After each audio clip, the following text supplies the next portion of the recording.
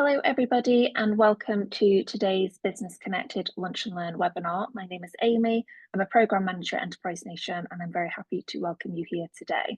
So for those of you who are joining an Enterprise Nation Lunch and Learn for the first time, we're a vibrant community of small businesses and business advisors that exist to shortcut your route to trusted business support.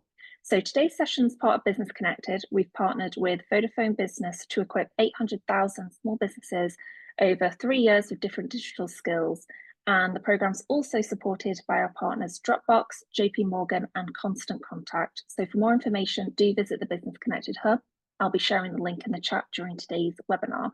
So if you've got any questions throughout this session, please post them into the Q&A chat function, and we'll do our best to answer those at the end of the session. And it would be great if everyone could share where they're tuning in from today and a little introduction to your business as well. Today's webinar is going to be recorded, so we'll be sharing a follow-up email to you later today that will have the recording and further resources in as well. But I'm pleased to share that we are now joined by Andy Wilson, who is Senior Director of New Product Solutions at Dropbox, and he'll be sharing tools and advice that help to save him time and help him to work more productively as well. So very excited for today's session. So without much further ado, I'll hand over to you, Andy. Thank you so much, Amy. Really appreciate that. And hi, everybody. Thank you very much for giving up some of your day today. I really appreciate it. As Amy mentioned, I'm Andy. I work for Dropbox. And I know how busy your calendars are. So hopefully over the next half an hour, we're going to go through some tips and tricks, some tools and some features that will help you out to get more done. So during the session today, we're going to talk about something that really affects all of us, and that's how to stay productive and focused in a digital world. And it's really interesting about how much is written at the moment about the challenge of being focused and having time to think and really dig into problems. And focus really is one of the biggest differentiators for all of you as you grow your businesses. And certainly today, we want to help you on that journey. What we don't often talk about, though, is what causes us to lose focus. And the reality is that we've got access to an amazing amount of digital tools, and that's really transformed how and also where we can get our work done. But with the rise of all of these digital distractions and disorganization at work, it's also something that affects everybody, and it's really hurting all of our productivity. When we think about it, we've seen this shift to remote work and flexible work really accelerate. It's not really a trend. And if you're setting up a new business today, it seems crazy that the first thing that you do is put on your to-do list, well, let's go find an office. So for businesses of all size, with teams that are working remotely and working on flexible schedules, it can be a real headache to try and find the right information when you're working together through lots of different apps and collaboration tools. So today we're going to focus on some ways that you can help manage that. And of course, this is all at a time where all that work has to be done in less time while also keeping the data secure, whether you're working on a laptop, a tablet, or a phone. And so we've got all these new digital tools, but of course, that means we're not dealing with files as well anymore. So what used to be those hundreds of files on your desktop is now an awful lot of browser tabs and apps. I won't survey you today, but take a quick look at your browser and have a look at how many projects or tools and online spaces you're working in right now. My bet is that you've got at least 6 tabs open. And for some of you, some guilty offenders, you're probably going to have a lot more of those. Now, this explosion of tools and information creates what I like to think of as this kind of idea of content chaos.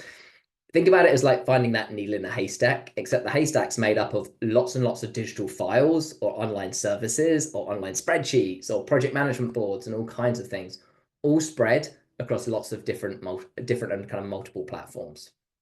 So instead of having like that single search bar where you want to find something, now you find yourself having to look across lots of different tabs, 10 different search bars across 10 different tools.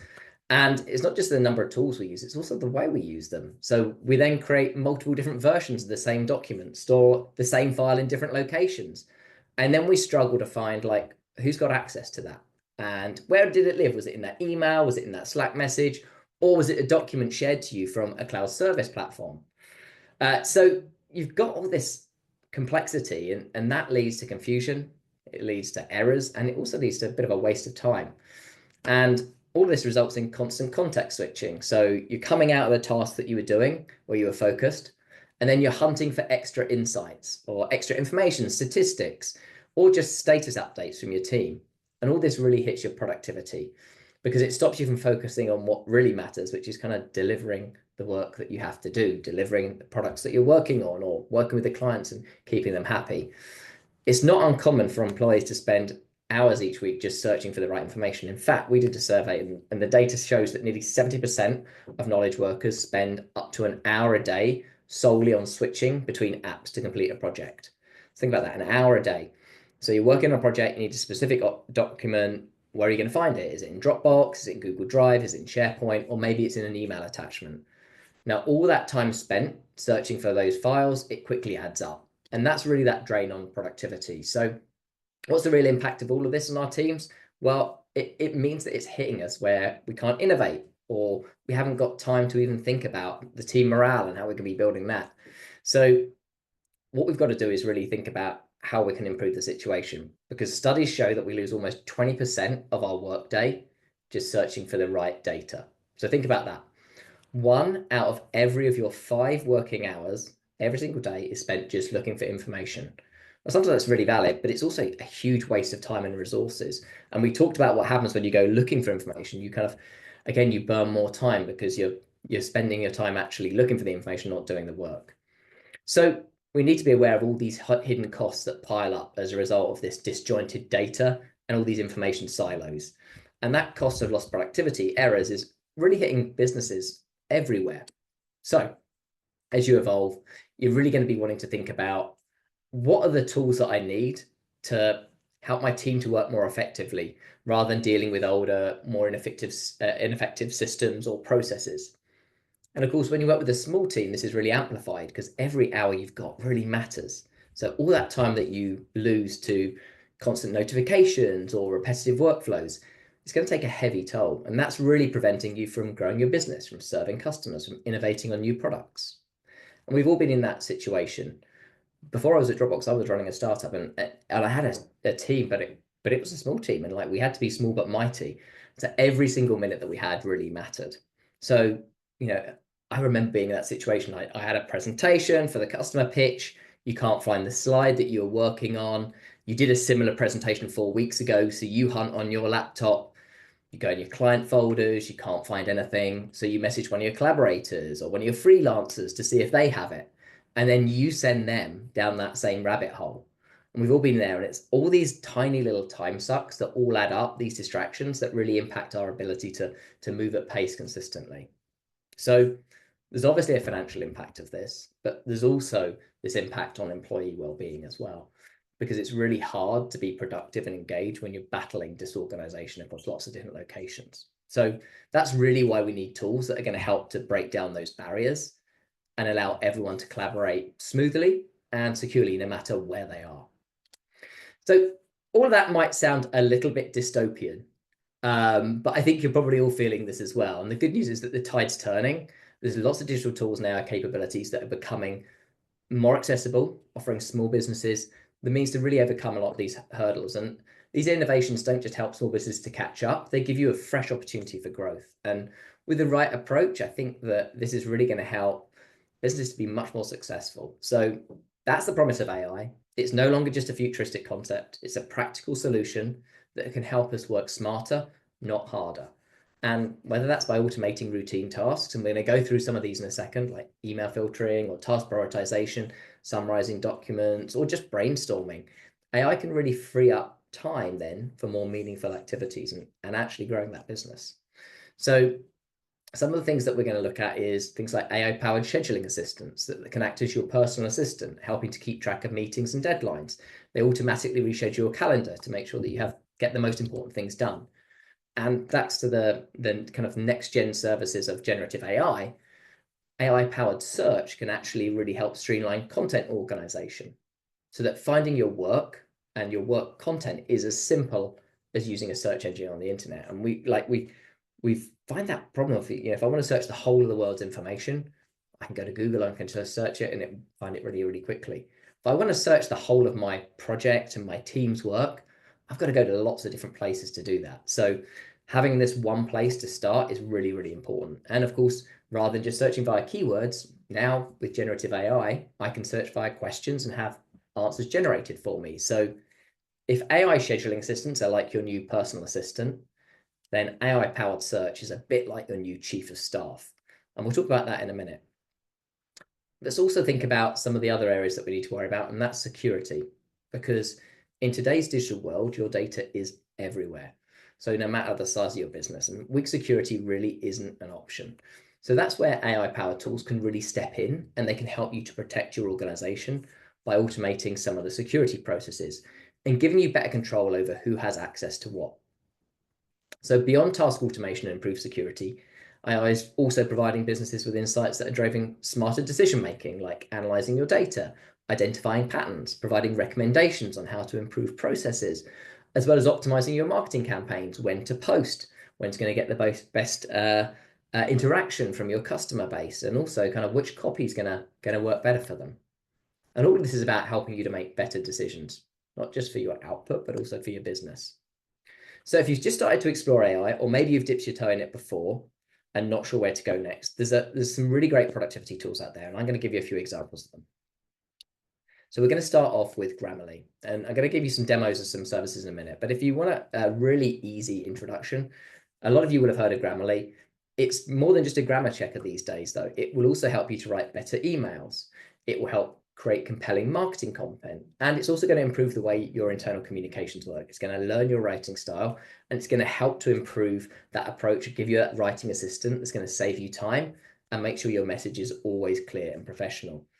And that's one of those tools where before you hit send, it's going to do the hard work for you, so you can then stop having to worry about misinformation getting out there, or just an email being misinterpreted, and that it's going to go through and really help you to check that everything seems like it's right. So the first one up, Grammarly, really, really exciting. Second one, I'm going to take you through, and we're going to just do a very quick overview of this, is Reclaim.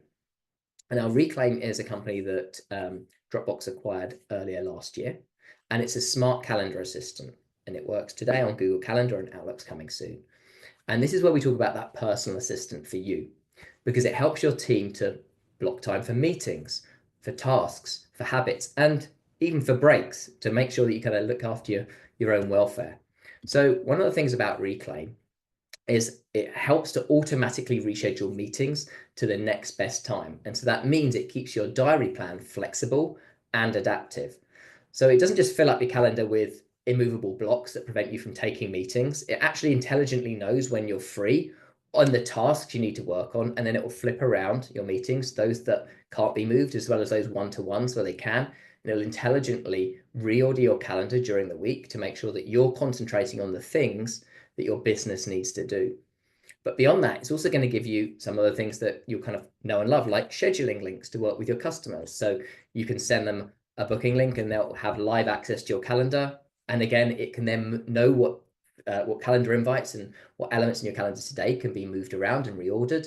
And it can make sure that it gives the important customers the time that they need in your calendar, while also making sure you're delivering across your week the number of tasks that you need to do. It also features things like smart meetings. So again, when you're working with your own team members, it will know, hey, here's when everybody on your team's available, and help you to then rearrange or to move those meetings so that it works for the whole team, without having to send those emails that say, hey, what about Wednesday at 2 o'clock? Oh no, so-and-so can't do that. Right, what about Friday at 3? And we've all been there, and that back and forth of email, it just eats time. So again, using AI to help manage your calendar and to work with your clients, as well as prioritizing the tasks that are really important to you each week, mean that you can focus on the work that needs to get done, and it makes it a much more enjoyable experience to bring that all together. The final thing on Reclaim is that it includes something called habits, and this is really interesting. This is where you can automatically allow Reclaim to schedule extra time, either attached to meetings or during your day. And so people might use that for, hey, I need to make sure I go outside and get some vitamin D, and schedule in walks at certain times of the day when there's going to be sunlight.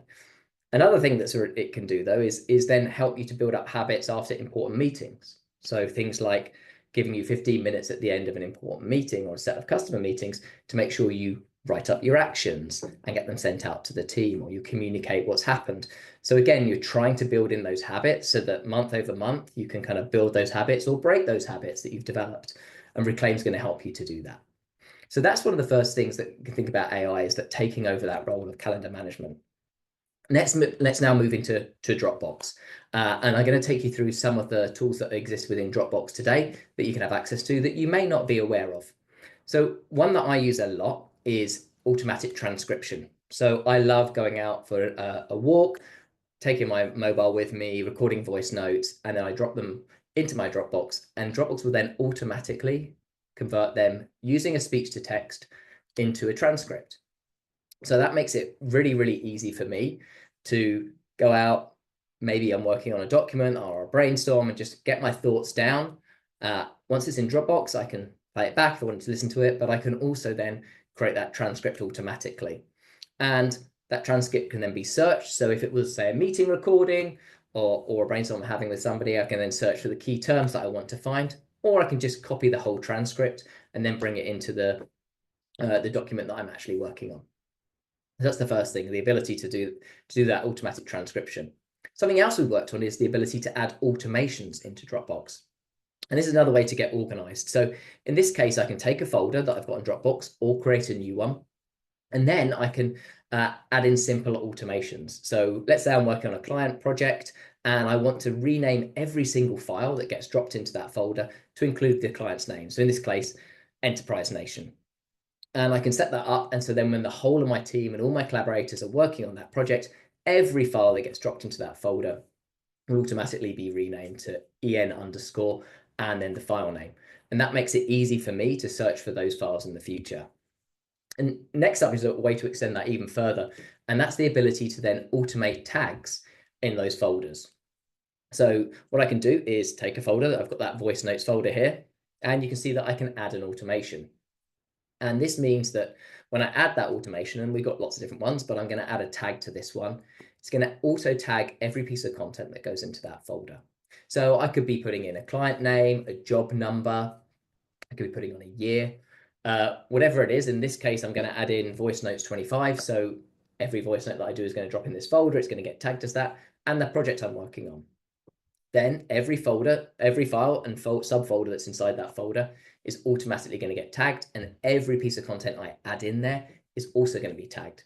So that means if I'm searching for a risk assessment, I can search for risk assessment, put in the tag with a hashtag, and it's going to bring back all those risk assessments or compliance tests or any other client brief document that I add in there. It will automatically find it for me much, much faster. So this is then just those simple things that you can do that are going to save you 5, 10, 15, 30 seconds every time, every day. So when we get that confusion of searching for things or finding content, it's going to make it much, much easier.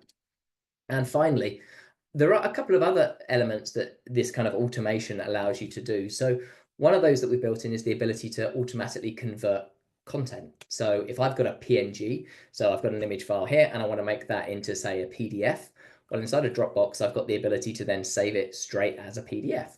So I don't have to download the file, open up an image editor, export it as a PDF, and then re-upload it to Dropbox or to my other cloud service provider. I can just do it straight on that platform. And again, that's about saving you 2, 3, 4, 5 minutes. And all of these time rewards that you're going to get back in your day, that's really important. And again, you can automate this. So I can have a folder that's called PNG to PDF, and every document I drop in there that's a PNG will automatically get converted to a PDF. So I've got these abilities to make simple savings of my time all the way I go through. So that's a couple of things that you might like to do that are thinking about the way that you work, how you store information, how you can then tag that information and find it quickly. But we've seen how I can kind of transform some of the ways that we can work. So task automation, how we can have things like document summarization, for example. But what about if I bring all of that and intelligent search all together into a single unified platform? And that's the vision that we're working on behind Dropbox Dash. So for almost 2 decades, Dropbox has made it easy for companies to find, organize, share, and secure their content. But the world today is very different than it was back in 2007 when we launched Dropbox. And we see this really as an opportunity to evolve from syncing files that we did back then, and we still do today, to organizing all of your cloud content. And that's why we've been investing heavily into our AI-powered features, some of them that I've shown you, and our products, some that I'm going to show you now, that help support our customers and small businesses right up actually to some of the biggest companies in the world to help find, to help protect, and to get more out of their content. So if we talked about the calendar assistant was your personal assistant, or Dash is going to act more like your own chief of staff. It's going to search across all of your apps and files to find exactly what you need, no matter where it's stored. And the more you use it, the more it gets better, because the AI learns what you need, and it's going to start suggesting relevant information so that you can help stay organized without really even lifting a finger. So it's a bit like having that chief of staff and a research assistant that anticipates your needs and is then proactively providing you with the information that you're looking for. Another part of Dash, which I'm going to take you through in a second, is something called stacks. And this is a way to group related files or cloud documents, even if they sit across lots of different applications. And we also have a service called Dash Answers that's going to help you to summarize long documents. So you don't have to spend hours reading through pages of text. Imagine being able to instantly access the key insights from a 50-page report, for example, without having to read the entire thing. So these kinds of capabilities enable businesses and employees to really focus on much more fulfilling tasks. So if we think about it, flexible working has got all of these benefits, but it makes managing access to sensitive data really tricky. You need to know who exactly can see what and for how long as well, especially if you're working with lots of different collaborators in your business. That's really important. So for small businesses, data is everything. So weak security really is bringing in big risks. AI-powered tools like Dash, they play a really key role in protecting organizations by automating security and access control. So by that, I mean being able to protect who can view and access content. So there's a feature inside of Dash called Protect and Control.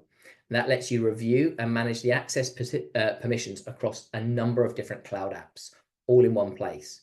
So it means only the right people can see sensitive information, and you can quickly step in if someone tries to share something they shouldn't. And it's all about finding that balance, keeping things secure while also making it really easy for everyone to work together.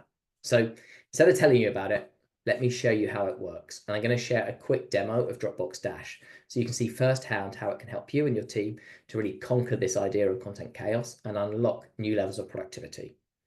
So the stuff I'm going to show you today is currently available in the US, but it's going to be rolled out to additional markets later this year. So this is a bit of a sneak peek of what you've got to come. So here we go. This is the Dash start page. And this is where you start every day. You set it as your homepage in the browser, and you can see it's going to pull in your calendar. It's got what's going on in your company docs. You've got an activity feed, so you can see what are people working on at the moment. And then it's got this concept of stacks in there. And we're going to come on to that a second, but that's like ways of grouping together all the activity that are taking place across different parts in different cloud tools. So we're going to start by looking at search. Let's start off with a project that we're working on. And this is a marketing pitch for a company called Coconut Homes. Now, firstly, I can search for it with keywords and I can see all the documents that are linked to it, to a particular project.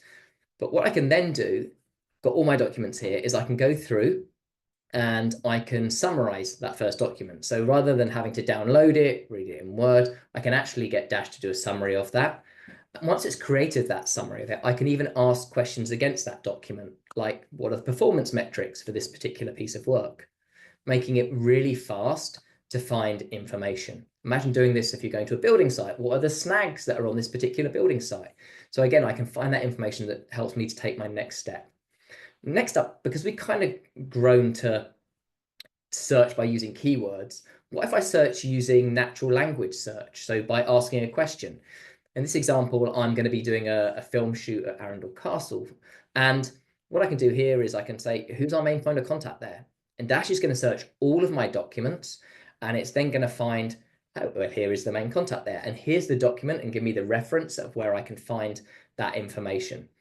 And that's really, really useful, not just when I need to find that information. I don't have to then ping my team or search around to try to find that doc. I can just ask that question. And Dash works seamlessly on your mobile phone as well. So again, when you're on the move and you need to ask those questions of your documents, it's just like that chief of staff. It's going to ping you the results. So if I'm looking for the caterer's telephone number for that film shoot, hey, what's the caterer's telephone number? On my phone, it's going to present it. I can call them straight away. So it makes it very, very easy to search all of your information silos, no matter where they are. Okay, next up, I mentioned it, is stacks. And stacks is this concept of bringing together all of your cloud content into a single stack that you can share with your team and with your company and with the partners that you work with. It brings all those browser tabs that we're all feeling a little bit guilty about having open into that one place, and organize all that cloud content around the projects that you work in. So Stacks allows you to bring in Google Docs. Allows you to bring in documents from Dropbox, working on M365, any cloud content you can then centralize in there, and you can organize it all through different sections. So in this case, it can be an onboarding guide, and you can see where everything is. Stacks also allows you via a web plugin, a web extension there, to then add any page that you're on into a stack that you're working on. So again, if you've got a Trello board to organize that, you can add that into it. Or if your own team, let's say it was the sales team, and you've got all of your different documents that you work on regularly, it gives you a home to put all of those, your pitch documents, makes it really, really easy. Next up, and the final bit I want to show you, is Dash's protect and control ability. And this allows you to scan your cloud document stores like Dropbox, G Drive, Microsoft, and understand how many open links your team's got. It also allows you to understand who are they sharing it with. Maybe they're sharing it with a personal email address, and that's something you really want to be thinking about. So it allows you to select all the files with different rules in this case, and you can use filters, and then automatically revoke access to those files in one click, no matter what cloud platform that they're stored on. So it allows you to detect files that are shared with collaborators that shouldn't have access to projects. Or maybe you've got projects you've just completed and you need to get some of those freelancers out of those, or even the companies you're working with. Maybe that project's over and you want to remove access to those shared folders that you were working on with them. It allows you to do all of that. So Dash allows you to make your content access governance really easy across all your platforms, helping you and your team to find anything and to protect everything. So we've been through quite a lot. There's a lot of things that I've taken you through in terms of elements of smart calendaring, using AI there, transcription, automation, as well as then a universal search and using AI to power answers around all of your work content, no matter what cloud platform that's on. So I'm going to pause there then to see if there's any questions, because I realized that was a bit of a whistle-stop tour. Perfect. Thanks so much, Andy. That's super interesting. What's a good place to start when you're thinking of using AI in your business? I think the first thing that you really need to do is start by thinking like, what is it I want to optimize? And I love the fact that someone said that they felt that they were cheating on Google Drive when they use Dropbox. Thank you very much, Claudia, for that. You really need to think of like, hey, where am I find there's some blockers in my workflow? What are the things I need to do? And then start looking at the tools that are available to that. You know, and the things that I always look at is what's slowing me down. You know, if I'm juggling my calendar and fantastically I'm finding out lots and lots of emails to lots of different groups and different businesses that I work with to try and find those times, then I'm going to look at a calendaring solution.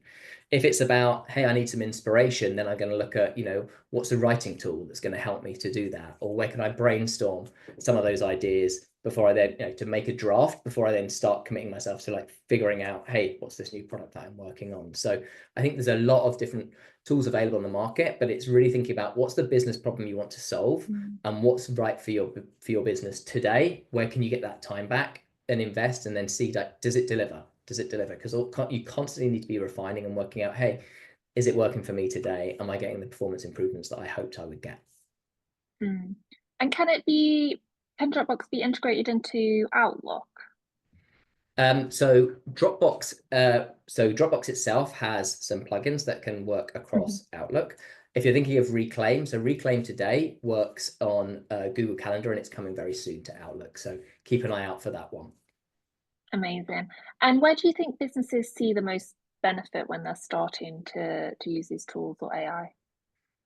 I think it's really about that kind of incremental growth. We see some very interesting things. So we've obviously been working in the US on Dash and putting that in the hands of lots of different types of businesses. And they're seeing really interesting things, kind of business to business. Some of them say to us, hey, look, we're small businesses. We want to have an intranet where all of our team members can find access to the really useful documents and the templates that we want to use, but like centralizing that is really complicated. Well, Stacks is a great way to do that and to bring all that information together, but it's really lightweight. So you don't have to learn a whole content management system. It's really, really simple to do that. So that's kind of one way that we do it. The search and summarization and asking questions about content, that's usually an aha moment that people see, which is like, wow, they know they've got this document they worked on 6 years ago with a client, and the client's coming back saying, well, we've been working together for 6 years. Like, let's just reevaluate, like, what was it we started off to do together? And it's like, well, I know I had that original kind of business plan and pitch that I did to them. What did we actually say? Well, with tools like Dash, you can then go in and search and actually ask questions about your information silos, but also find that as well and go back in time and actually find the documents much faster. So you can then have that conversation with the customer about, hey, yeah, we actually started off with this amazing plan to do this, and look at how things have grown since then. So it makes it like really exciting to see that. At the same time, those simple things like transcription, they're always a wow, because people always want that. Just, yeah, I needed to take that interview that I just did with someone and then make it into a transcript, so I can just read and get the key quotes that I want to do, or that research interview I did with a customer, I can just pull out those key quotes that I want to make sure I read back. Makes it really easy to get that. So yeah, there's some very simple tools that become very powerful just in the way that they work. No, that's amazing. I can just imagine how much time that would save being able to access things from years ago. Do you have any thoughts on kind of best practices or tips around business owners maintaining a balance between using tools such as this, but also avoiding kind of over reliance on them? Or do you think that we can't ever become too over reliant on these tools? That's a really good question, actually, about where do you kind of put the focus. And Mm, the most important thing is always thinking about, and so few people do this, is like, where do I want my business to be in a year's time? That's the first question that I always ask with the customers that I work with. Where do you want to be in a year's time? And then what's the best way to support you to get there? And people say, I want to grow my business by 20%, or I want to cut down on the amount of meetings that we're having, and I want to focus on getting our new product to market. It's taking too long. How can I speed that up? Then you start working back from there into the micro things that you're doing day to day, because that's where you're going to, it's all these little things, which if you correct those, you're going to get your time back to do the bigger things. People always think there's a secret to time, and there's not. It's practice, it's implementing habits, and it's thinking about, like, if I can save 10, 15, 20 minutes every day by doing this, mm, in a week, that gives me back an hour and a half, 2 hours. Now, that's quite a lot of time. And if you've got a team and everybody's getting 2 hours back, 3 hours back a week, that gives you days back in a week or in a month. And all of a sudden, those days do compound, and that is going to help kind of grow your business. But you've got to look at what are the small steps that you can take in order to build up to those big savings. mm. Yeah, and imagine the savings across years as well, and like you said, across teams. That's Yeah, going I to mean, be that yeah. research that we had, the fact that people are spending, 20% of their time kind of burnt looking for information, that's 1 day in 5. So you're burning Mm, 1 day a week trying to find information, and that's for all your team. So if you've got 3 people on your team, that's 3 days a week you're burning. Imagine if you had that back. That's amazing for the growth of your mm, business. Think what you could do with your products. Think what more time you could spend with your clients, growing your business, helping them more. That's a fantastic gift that you can give to yourself and your business to help grow. mm. Yeah, it also makes me think about often we have business owners kind of a little bit nervous around what tools they're thinking of, investing in. But it's worth kind of spending that time researching and investing in those tools because the compound impact. One question we've had, not sure if you have an answer for this, but do you know much about the difference between kind of Google Drive and Dropbox Dash? Had a few questions around this. Yeah, so there's a lot we get a lot of questions on this. So let's start off with Dropbox Dash. So Dash is obviously a universal search product. So it works across all of your information services. It works across Google Drive, across Dropbox, Microsoft 365, SharePoint. So it works across all those information repositories, as well as all your cloud tools to then search across them all. So in the way that, say, a Google Drive will just search and do within its own ecosystem, Dash works across all of the ecosystems. So it kind of works across all of those. So it's a really good way to search across all of those. And then obviously Dropbox as a cloud file repository has an incredible, one of the fastest sync engines out there to, again, help you to speed up sharing content with people, transferring content. So sending files. We have Dropbox Transfer, which allows you to send files, folders, or groups of large files and folders to people that you need to deliver work to. So there's lots of kind of great differentiators that Dropbox has in the product that allows you to do more than just store your content in Dropbox. Perfect. Thank you so much, Andy. Well, this has been a very interesting, insightful session. So thank you to everyone who's joined us on today's webinar. Hope you found it useful.